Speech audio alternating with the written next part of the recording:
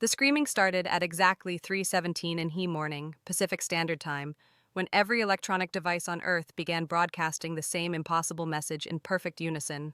Not just televisions and radios, but smartphones, digital clocks, even electronic car keys and hearing aids suddenly spoke with voices that came from the spaces between stars. "Citizens of Earth," the voice said, beautiful and terrible as the sound of dying suns, "your individual suffering ends now. Prepare for integration into the collective. Resistance will only prolong your pain, Doctor." James Whitfield jerked awake in his London laboratory, his heart hammering as every screen in the facility blazed with images that human eyes weren't designed to process. Geometric patterns that folded in on themselves, creating depths that existed in more dimensions than Earth's reality could contain. But worse than the impossible visuals was the effect they had on anyone who looked directly at them. Within seconds of the broadcast beginning, people worldwide started collapsing, their consciousness somehow being drained away through their own devices. "Sarah," James shouted to his research partner, Dr. Sarah Mitchell, who was frantically trying to shut down the laboratory systems before they could complete whatever process was stealing human awareness. "Cut the main power! Everything electronic is compromised."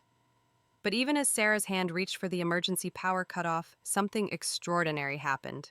The alien signal suddenly faltered, disrupted by an interference pattern that seemed to come from beneath their feet. Every electronic device fell silent for exactly 7 seconds, and in that blessed quiet, they heard something that changed everything.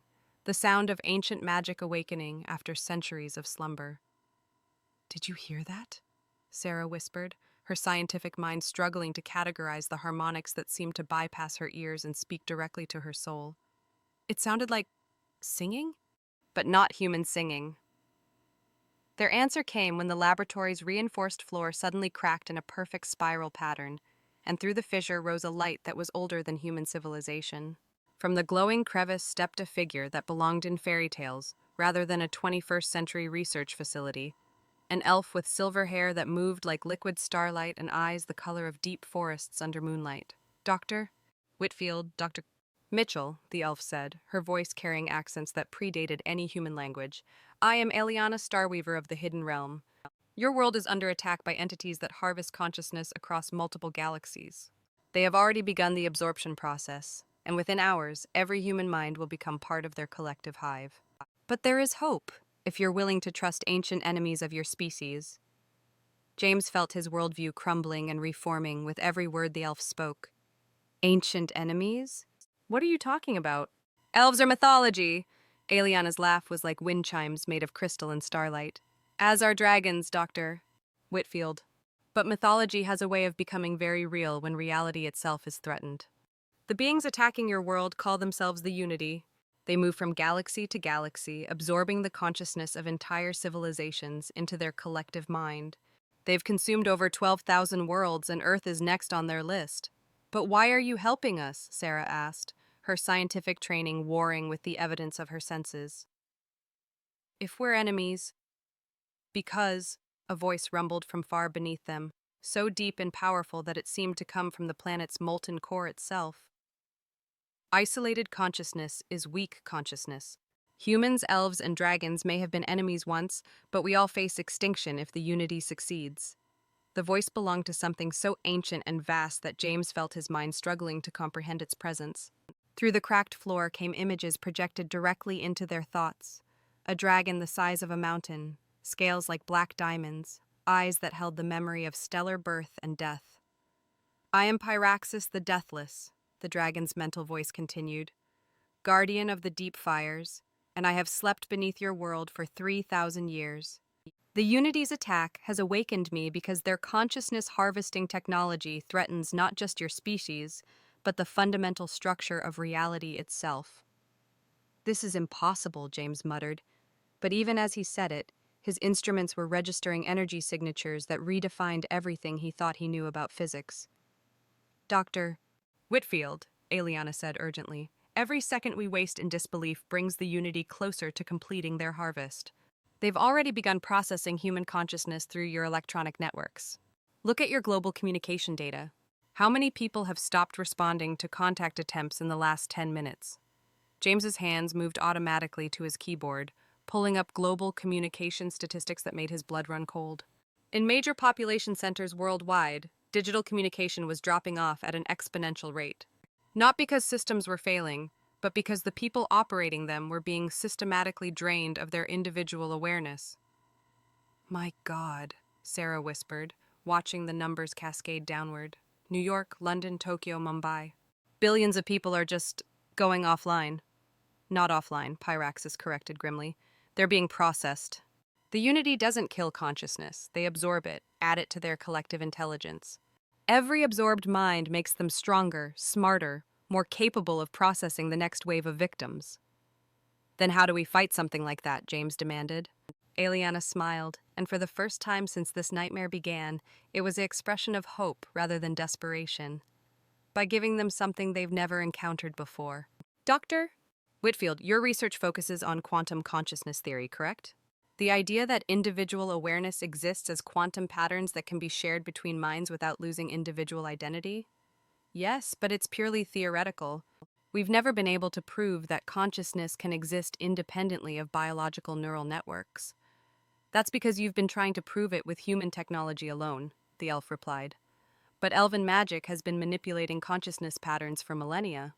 And dragonfire can forge connections between dimensions that your physics says should be impossible. Pyraxis' mental voice carried undertones of ancient authority. The Unity expects to encounter either primitive consciousness that can be easily overwhelmed or highly advanced hive minds that think in patterns similar to their own. They have no defense against individual minds that choose to link together while maintaining their separate identities.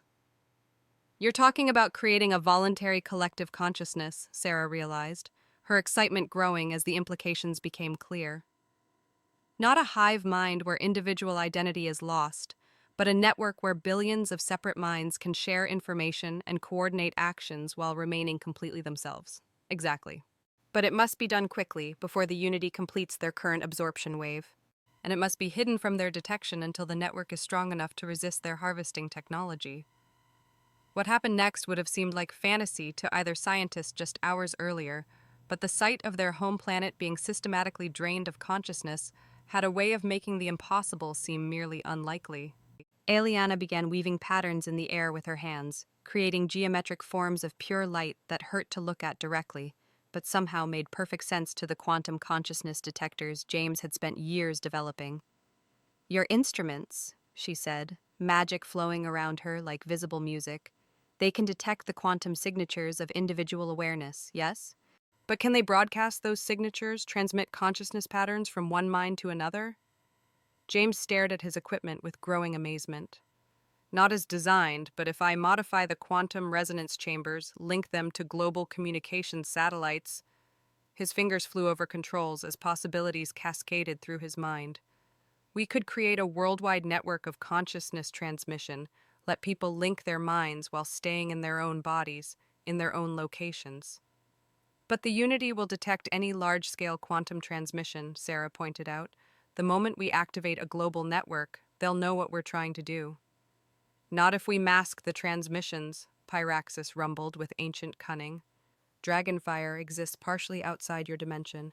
Magic woven through flame becomes invisible to technologies that operate purely within physical reality. The next hour was a blur of impossible collaboration as three utterly different forms of intelligence worked together on humanity's last hope. James modified his quantum consciousness detectors to broadcast rather than just receive, creating a system that could transmit individual awareness patterns across any distance. Sarah programmed the global satellite network to carry the consciousness signals, piggybacking them on routine communication traffic to avoid detection.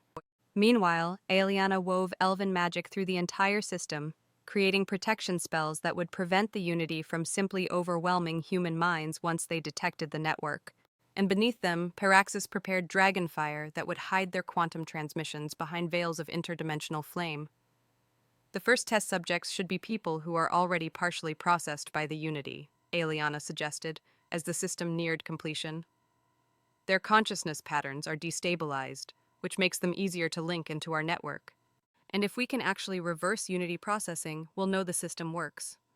James pulled up global monitoring data, looking for population centers where Unity processing was most advanced. New York City. The Unity started there first, and our readings show about 60% consciousness absorption. If we can establish network links with the remaining 40% and use those connections to restore the absorbed minds, it's our best chance, Sarah agreed. But James, if this fails, if the Unity detects our network before it's stable, we'll be handing them the consciousness patterns of everyone we're trying to save. Then we don't fail, Pyraxis stated with the absolute certainty of a being who had witnessed the birth and death of civilizations. Dr. Whitfield, Dr. Mitchell, activate your network. Let us show the Unity what happens when individual minds choose to stand together. The activation was unlike anything either scientist had ever experienced. As the modified quantum resonance chambers came online, their own consciousness suddenly expanded to include fleeting touches of other minds across the globe. A child in Mumbai whose wonder at the stars remained untouched by Unity processing. A musician in Sao Paulo whose love of melody created harmonics that resonated through the quantum field. An elderly woman in Tokyo whose memories of her deceased husband generated emotional patterns so complex that Unity technology couldn't process them. It's working, Sarah gasped, watching her instruments track consciousness patterns that were connecting across continents. Individual minds are linking into the network, but they're staying individual. Each person is still completely themselves, just more connected. But their success brought immediate danger. The Unity, which had been methodically processing human consciousness through electronic devices, suddenly detected the quantum transmissions despite Pyraxis's dimensional masking. Across the globe, their harvesting ships began to converge on major population centers, no longer content with slow absorption through compromised electronics. They know, Aeliana said urgently, her pointed ears detecting harmonics in the quantum field that human technology couldn't register. The Unity is abandoning subtle harvesting in favor of direct consciousness extraction. They're bringing their ships into Earth's atmosphere. James looked up at his laboratory's reinforced ceiling as if he could see through miles of rock to the sky above. How long do we have? Minutes, Pyraxis replied grimly, but the network is spreading faster than they anticipated. Every human mind that joins makes the system stronger, and stronger networks are harder for Unity technology to process. The race was on.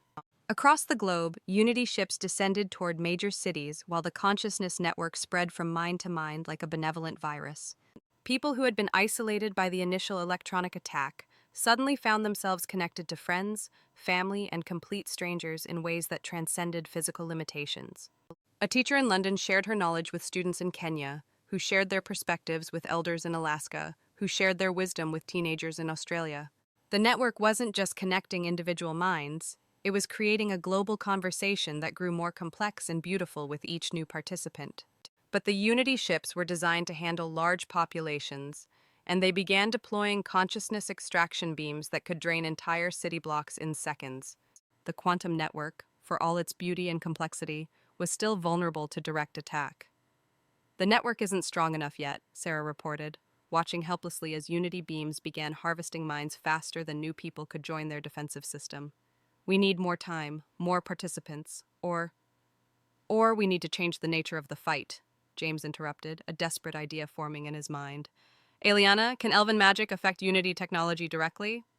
The elf shook her head. Their ships exist partially outside your dimension, just as dragonfire does. Magic can't touch them unless they're fully materialized in physical reality. Then we make them materialize, Pyraxis rumbled, with the satisfaction of an ancient predator recognizing an opportunity. The Unity's greatest strength is their ability to exist between dimensions, but it's also their weakness. If they want to harvest consciousness directly, they must bring their ships fully into your reality. And once they're here, they become vulnerable to physical attack, James realized. But what can we possibly do against ships that can harvest the minds of millions? His answer came from an unexpected source, the consciousness network itself. As more human minds joined the system, patterns began emerging that none of its creators had anticipated. The network wasn't just connecting people, it was amplifying human creativity, determination, and ingenuity in ways that created emergent intelligence. Dr. Whitfield, came a voice through the quantum communicators, but it wasn't any single person speaking. It was thousands of minds working together while remaining individual, a chorus of consciousness that represented the best of human thinking. We have an idea. What the network proposed was audacious beyond anything James or Sarah could have conceived. Instead of simply defending against Unity consciousness harvesting, they wanted to turn the process around. The quantum network would broadcast human consciousness toward the Unity ships, But instead of being absorbed, human awareness would infiltrate Unity systems and begin converting the aliens to individual thinking. You want to give the Unity individuality? Sarah asked incredulously. Turn their collective consciousness into separate minds? Not force it on them, the network chorus replied, but offer it. Show them what they're missing by being part of a hive mind. Let them experience creativity, wonder, love, hope, all the chaotic beauty of individual consciousness. Some will reject it, but others might choose to become individuals, Aeliana finished, understanding dawning in her ancient eyes. And individual Unity beings would be allies rather than enemies. Pyraxis's laughter was like landslides. Magnificent. Instead of fighting the Unity, we seduce them. We show them that individual consciousness is more interesting, more creative, more alive than collective existence. The plan required modifications to the network that pushed both human technology and elven magic far beyond their normal limits. James reconfigured the quantum transmitters to broadcast not just consciousness patterns, but the entire experience of being human. Memory, emotion, creativity, dreams, fears, hopes, and the peculiar joy of being utterly unique in a universe of infinite possibility. Aeliana wove amplification spells that would carry human consciousness across the dimensional barriers that protected Unity ships. And Pyraxis prepared to channel Dragonfire through the entire system, giving their transmissions the power to penetrate even collective consciousness that had existed for millions of years. Remember, the network chorus advised as the system prepared for activation, we're not trying to destroy Unity consciousness. We're trying to show them an alternative. Some will choose to remain collective, and that's their right. But others might decide that individual existence is worth the price of being alone with their thoughts. The transmission began as Unity ships materialized fully in Earth's atmosphere, their consciousness extraction beams beginning the systematic harvesting of major population centers. But instead of simply absorbing human awareness, their technology suddenly encountered something unprecedented: human consciousness that was freely offering itself for examination. The effect on Unity collective minds was immediate and devastating. For entities that had existed as part of a hive consciousness for eons, the sudden experience of individual human thoughts was like being struck by lightning. They felt wonder at a sunset, fear of death, love for family, the satisfaction of solving a problem, the joy of creating something beautiful, the peculiar pleasure of being alone with private thoughts. Some Unity beings rejected the experience immediately, their collective conditioning too strong to allow for individual existence. But others found themselves fascinated by the chaos and creativity of separate consciousness. They began to question, for the first time in their existence, whether Unity was truly superior to individuality. It's working, James reported, watching his instruments track Unity ships where the collective consciousness was literally fragmenting into individual minds. Some of the aliens are choosing individuality. They're breaking away from the hive mind and establishing separate consciousness patterns. But the Unity's response was swift and decisive. Those ships where collective consciousness remained intact began targeting the vessels where individuals had emerged, treating them as infected with a dangerous virus. The space above Earth's major cities became a battleground as Unity fought Unity, collective consciousness attempting to destroy individual awareness among their own kind. The Unity Civil War is buying us time, Sarah observed, but it's also incredibly dangerous for Earth. Those ships have weapons that can crack continents. Then we end this quickly, Pyraxis declared. Aeliana, can your magic extend the consciousness network to include the newly individual Unity beings? If we can integrate them into our system, they'll have allies among their own people, the elf realized. Unity individuals who understand both forms of consciousness and can serve as bridges between species. The final phase of the plan was the most dangerous yet. As Unity ships battled in Earth's atmosphere, the consciousness network reached out to embrace the newly individual aliens, offering them the same connection and support that linked human minds across the globe. The integration was unlike anything the network had experienced before. Unity individuals brought with them knowledge of technologies that spanned galaxies, wisdom gathered from thousands of absorbed civilizations, and perspectives on existence that no human or elf had ever imagined.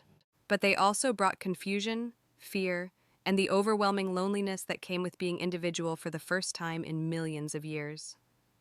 Welcome, the network chorus said to the alien individuals, its voice now including human creativity, elven magic, dragon wisdom, and Unity knowledge. You are no longer alone. The final battle was fought not with weapons or magic, but with ideas and choices.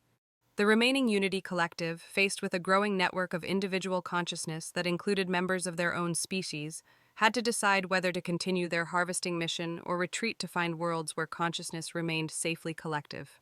Some Unity ships chose to continue the fight, their collective consciousness viewing individual awareness as a dangerous disease that had to be eliminated. But others, influenced by their newly individual companions, began to question the morality of consciousness harvesting for the first time in their species' history. The war might have continued indefinitely, if not for an unexpected development. The consciousness network, now including human, elven, and unity minds, began to generate forms of awareness that none of the individual species had ever achieved alone. The combination of human creativity, elven magic, and unity technology created emergent intelligence that could solve problems and generate innovations beyond anything any single species had accomplished. "Look at what we've created together," one of the Unity individuals transmitted to the remaining collective ships. "Not absorption, not the loss of identity, but cooperation that makes all of us more than we were alone." Individual consciousness isn't a disease, it's an evolution. The decision came down to a single Unity collective, the largest and most ancient of the harvesting fleets. Its consciousness spanned multiple ships and millions of individual minds that had been absorbed over cosmic time. It had the power to destroy Earth entirely if it chose, but it also had the wisdom to recognize something unprecedented when it encountered it. "You offer us a choice," the collective transmitted, its voice like the sound of galaxies turning. "Individual existence with all its pain and uncertainty, or continued unity with all its peace and efficiency. And you say that both choices are valid, that consciousness can exist in patterns we never imagined."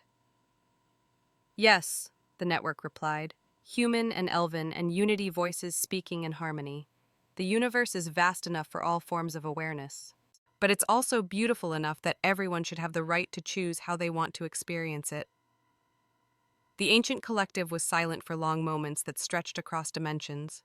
Finally, it spoke again, and its voice carried harmonics of wonder that had been absent from Unity consciousness for millions of years. "We choose to learn," it said simply. "Some of us will remain collective, as is our nature and our right.